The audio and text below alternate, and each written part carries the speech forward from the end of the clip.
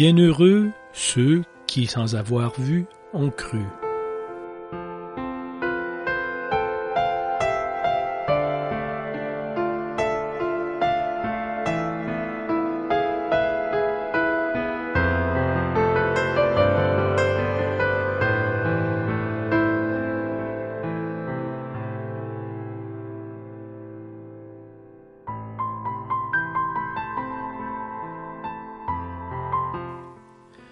Si vous ne croyez pas, vous ne subsisterez pas.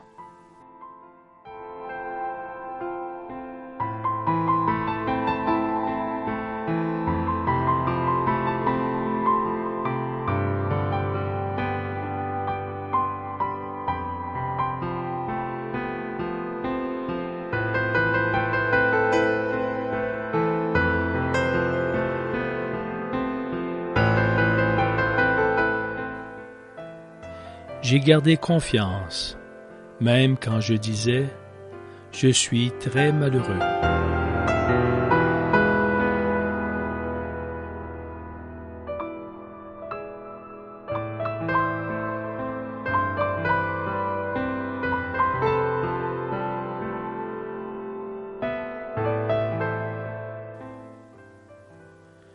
Jésus lui dit « Va, ta foi t'a sauvé ». Aussitôt, il retrouva la vue et il suivait Jésus sur le chemin.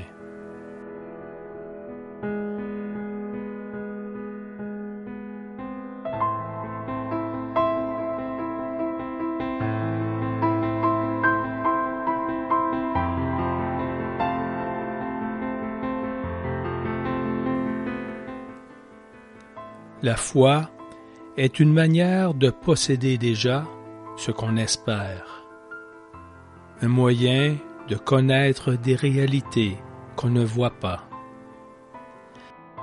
C'est elle qui valut aux anciens un bon témoignage.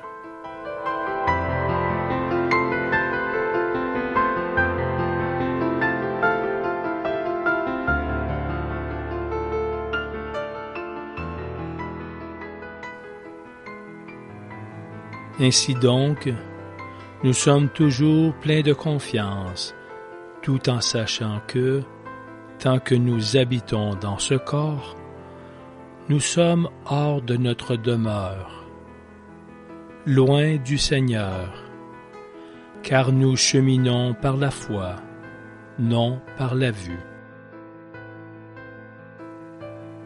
Oui, nous sommes pleins de confiance, et nous préférons quitter la demeure de ce corps pour aller demeurer auprès du Seigneur.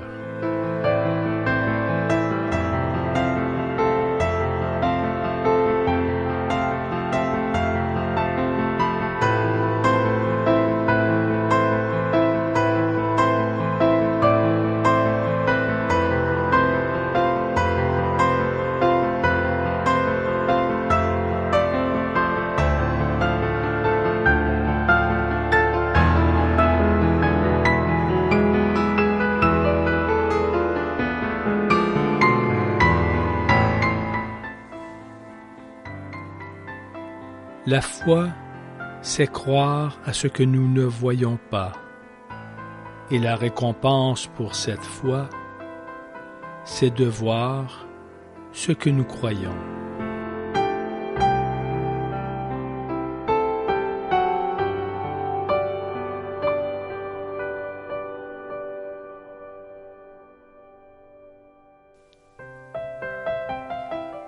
Si Dieu se manifestait continuellement à l'homme, il n'y aurait aucun mérite à croire en lui.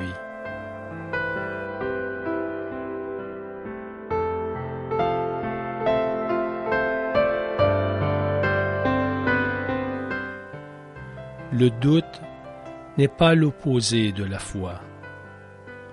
C'est un élément de la foi.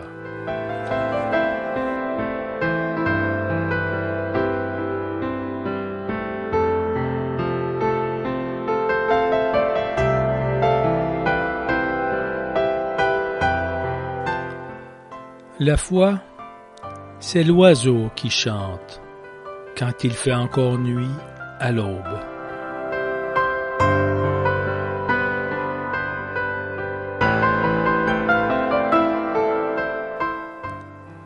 Ô frères, soyez de grands croyants. Peu de foi amènera vos âmes au ciel, mais une grande foi vous apportera le ciel.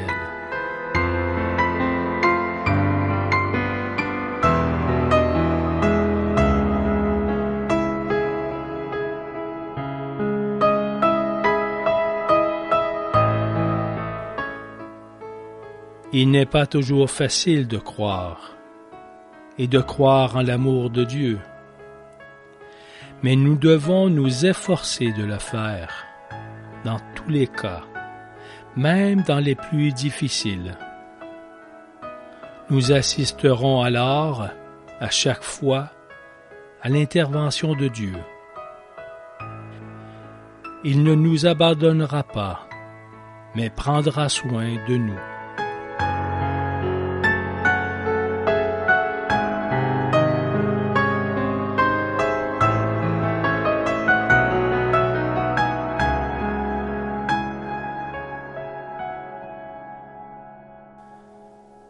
Au village où j'habitais, un jour est arrivée une famille avec 5 enfants. Le père n'avait pas de travail. Il a dû déménager à cause de sa santé. Comme sa profession était compatible avec celle de mon mari, et en sachant que nous allions avoir des commandes de travail importantes, nous avons décidé de l'engager dans notre usine. Mais comme après quelques mois, la commande importante de travail n'est pas arrivée, nous avons commencé à nous préoccuper pour l'avenir.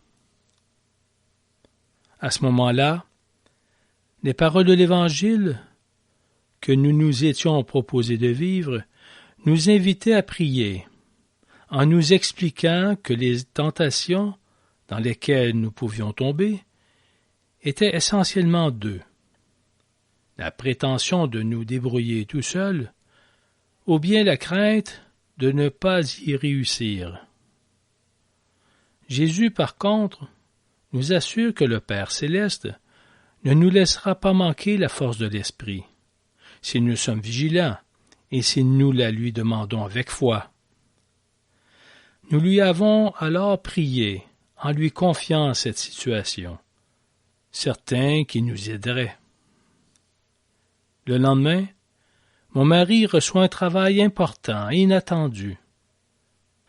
Depuis ce moment-là, le travail nous a jamais manqué et le papa des 5 enfants a pu continuer à travailler avec nous.